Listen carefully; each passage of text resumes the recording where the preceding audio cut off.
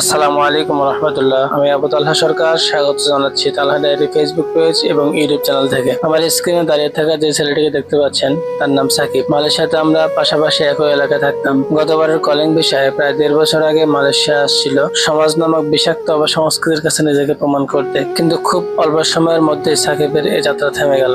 গত 10 ডিসেম্বর 2024 সকাল 7টার দিকে ফ্যাক্টরিতে কাজে যাওয়ার উদ্দেশ্যে সবাই যখন ফ্যাক্টরি বাসার জন্য অপেক্ষা করতেছিল, ঠিক তখনই রুমে কিছু একটা রেখে আসছে এই বলে দৌড়ে রুমে যায় এবং সেই জিনিসটা নিয়ে আসে। তো ততক্ষণে বাস চলে আসছে। বাসের কাছাকাছি আসতে ছেলেটা অসুস্থ হয়ে মাটিতে লুটিয়ে পড়ে এবং সাথে সাথে তার রুমমেটরা অ্যাম্বুলেন্স কল করে এবং হাসপাতালের দিকে রওনা হয়। তার রুমমেটরা তখনও জানে না যে সাকিব দুনিয়ার সফর শেষ করে আল্লাহর ডাকে সাড়া দিয়ে চলে গেছে।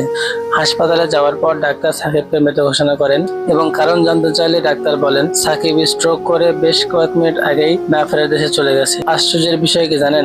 সাকিবের মরদেহটি এখন হাসপাতালের মর্গে হিমঘরে রাখা আছে। তার পাশে গতকাল সেদিন থেকে কেউ নেই। তার সহপাঠীরা সেই যে রেখে আসছে হাসপাতালে, তারপর দ্বিতীয়বার আর দেখার সুযোগ হয় নাই। সাকিবের মরদেহটি একা একা না জানে কতদিন এভাবে হিমঘরে পড়ে থাকবে।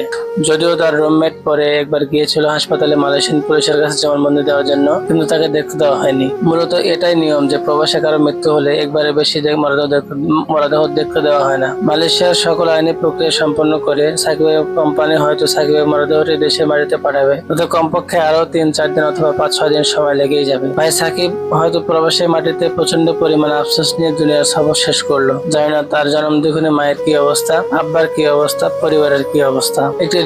একটি রিপোর্টে বলা হয়েছে গত বছরগুলোর তুলনায় বর্তমানে প্রবাসী মৃত্যুর হার কয়েক গুণে বেড়ে গেছে। শুধু মালয়েশিয়াতেই প্রতিদিন কম বেশি 3-4 জন 2-4 জন প্রবাসী এভাবে স্ট্রোক করে মারা যাচ্ছে। না জানি সারা বিশ্বের প্রবাসীর কি অবস্থা। আল্লাহ তাআলা সকল প্রবাসীকে সুস্থ রাখুন, সকল প্রকার মানসিক যন্ত্রণা থেকে মুক্ত রাখুন, পরিবারের মানুষগুলোকে বোঝার তৌফিক দান করুন এবং সব থেকে বেশি জরুরি যে বিষয়টা হলো শখের নারী। শখের নারীকে উত্তম বুঝ দান করুন। প্রবাসীদেরকে মানসিক চাপ নয়, মানসিক সাপোর্ট দিন। আল্লাহ সুবহানাহু ওয়া তাআলা ভাই সাকিবকে বেহেশতের সুউচ্চ মাকাম দান করুন এবং তার শোকতপ্ত পরিবারকে এই শোক সহিবার সক্ষমতা দান করুন।